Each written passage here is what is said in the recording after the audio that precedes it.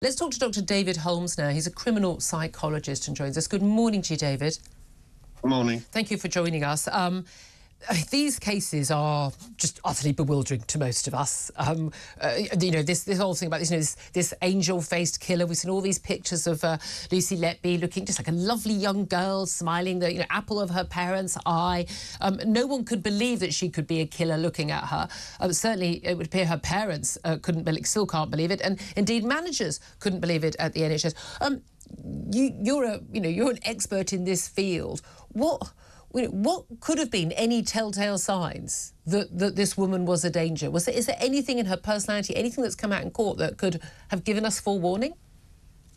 Well, it may not give forewarning, but generally speaking, someone, a serial killer of this stature, really, it's almost obligatory to have psychopathic traits, and they often will show themselves in various ways. But these are behaviours, these are results of behaviours, and not always would anyone really recognise this as something that could threaten babies. You know, it could be somebody who's just a little bit callous about their behaviour, but she was very controlled. She was trying to give the image of a very kind of responsible, caring nurse who would be there in crisis to save babies and so on and so forth. So she's playing the role of somebody who would not be suspected, other than the correlation between her and the baby's deaths. So somebody with these traits, it becomes more and more difficult for them, if you like, to find satisfaction in life, because most of us are sensitive. We have empathy, and we engage with others, and we engage emotionally with others. So we can gain satisfaction from situations whereby she can't really.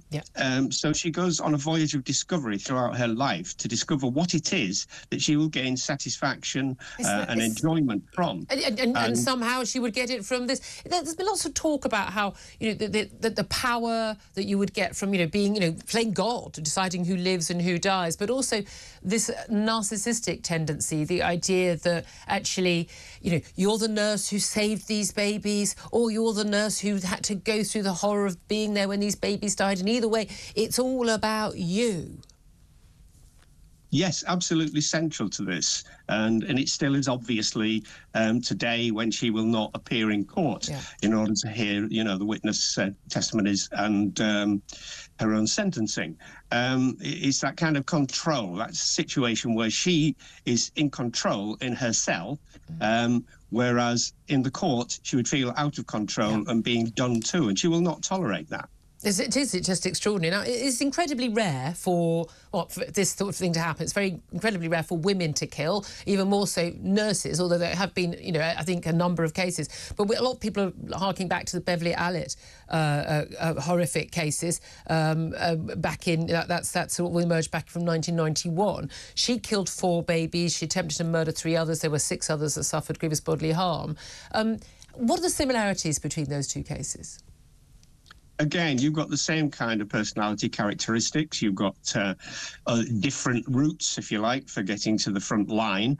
However, it is that same power, that same control over others, that same manipulation of other people's lives, and also this projecting yourself as, the good nurse, as the person who is saving people in crisis, who is the hero, and basically someone who wants more attention than the actual dying child. It is quite mind-blowing that, these people will actually step in and have these kind of sadomasochistic relations with the parents of a child. Sending condolences to parents whose baby you've killed. It's quite extraordinary, isn't it?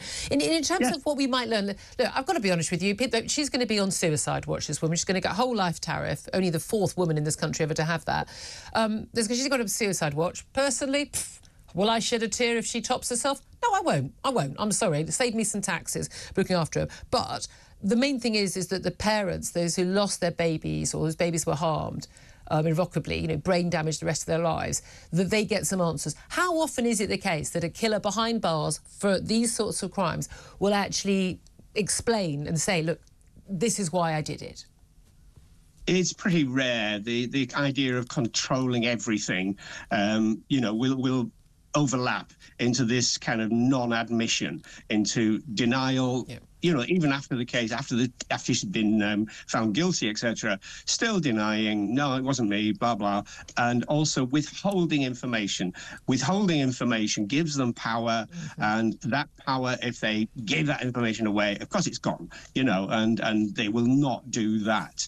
Unless, perhaps, there is a massive incentive. They can see themselves being iconified, perhaps by releasing lots of information, giving interviews, becoming the centre of attention yet again, and actually perhaps making some kind of profit that they could donate to something or other. And then, but again, so that's about control, and it's all about them. Power. But also, you could never trust that because you wouldn't know for sure if it was accurate. Dr. David Holmes, really interesting to talk to you. Thank you so much for those insights. He's a criminal psychologist.